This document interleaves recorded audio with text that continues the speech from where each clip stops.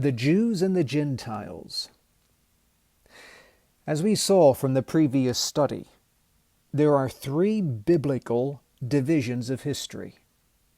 They're equally divided into 2,000-year time periods. The focal point of the first and last divisions are all the nations of the earth. The word Gentile is used to identify anyone who is not Jewish. However, the focal point of the second time period is that of the Jewish people as a nation. Now, this view of history is comparable to an hourglass. An hourglass is a device designed to measure the passage of time. The top and bottom ends of the glass are large cylinders with sand filling the top end. The middle section of the glass is a narrow passageway where only a few grains of sand are able to slip through the opening. This narrow passageway is carefully sized so as to gauge a certain length of time to get the sand from one end to the other. Of course, an hourglass was the early form of a stopwatch. Now, if we flip the hourglass on its side and elongate it, it helps to illustrate how the middle section of history is designed to serve a similar function in connection with God's master plan for the ages. You see, the first and third divisions are two larger sections of history with the focal point on all the nations of the earth. Whereas the second division is a narrow section of history, with the focal point on the Jewish people as a nation. This then leads to the question, why did God create the Jewish race and organize them into a nation? Why is the majority of the Old Testament scriptures focused on the Jewish people as a race and a nation? Well, this is an important question to answer if we're to understand and appreciate the books of the Old Testament. There are at least 4 reasons why God created the nation of Israel, and why the focal point is put on them during these 2,000 years of history. First, the Jewish people are the lineage through which the Messiah would be born. From eternity, God the Father appointed His Son to serve as the Redeemer of His elect people. And when the fullness of time had come, the Father sent forth His Son, made of a woman, made under the law, that He might redeem His people from the curse of that law and from their sins. Henceforth, the Father prepared the human nature to which His Son would be united, a human nature of body and soul. The body prepared by the Father would be of Jewish descent. The human ancestry of the Messiah would be that of Abraham, Isaac, and Jacob, that of Ruth, Jesse, and David, that of Mary, a virgin and espoused to Joseph. The Jewish people, therefore, served the distinguished role of becoming the lineage through which the Messiah would be born. Second, the Jewish people as a nation were also the repository for the Old Testament scriptures. The first 5 books of the Old Testament were written by Moses, the founder of the Jewish people as a nation. And when these books were written, they were safely guarded and carefully preserved near the Ark of the Covenant. When God inspired other Jewish prophets to write portions of the Old Testament Scriptures, those writings too were added to the books of Moses. Certain men were appointed to safeguard the Old Testament Scriptures, whose job it was to also make perfect copies of the text.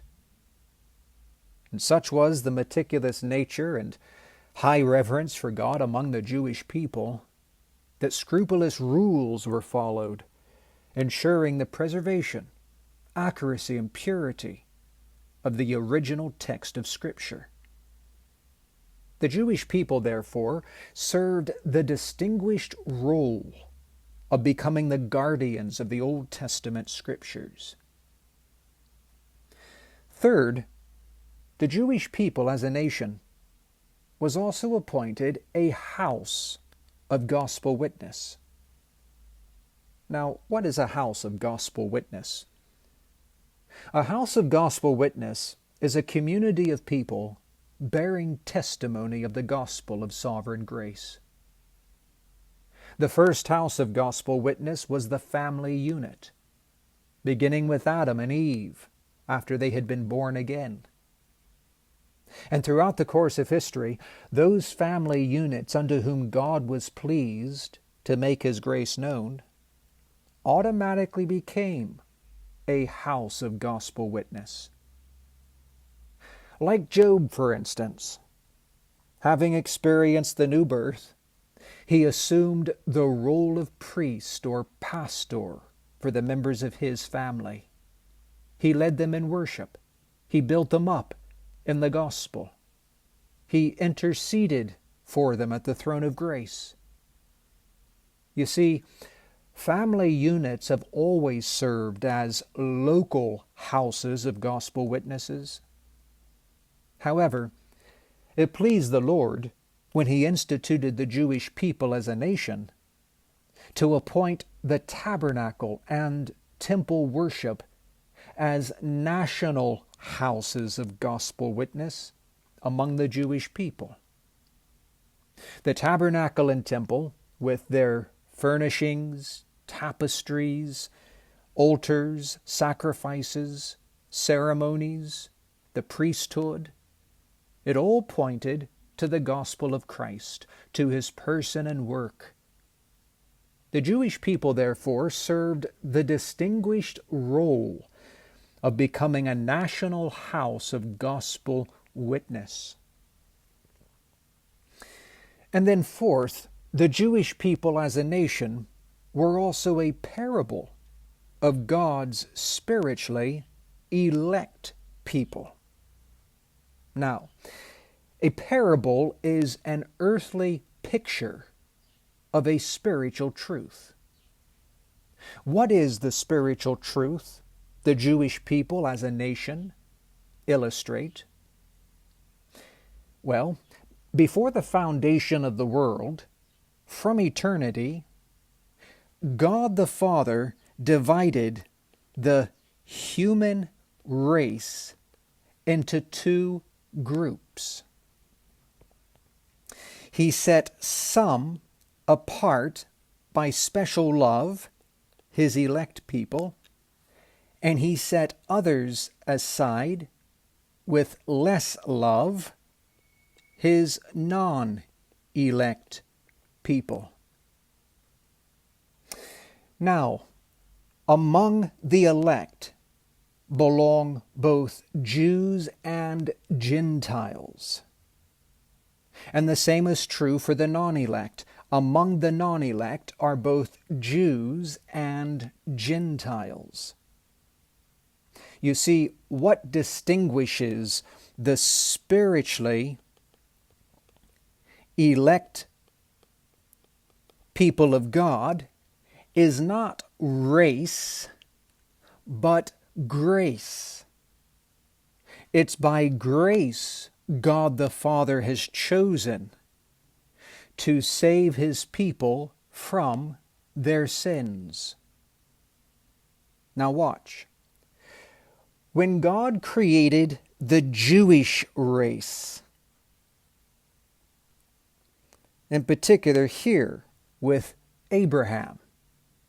When God created the Jewish race, and he set them apart during the time of Moses as a separate nation from all other nations of the world.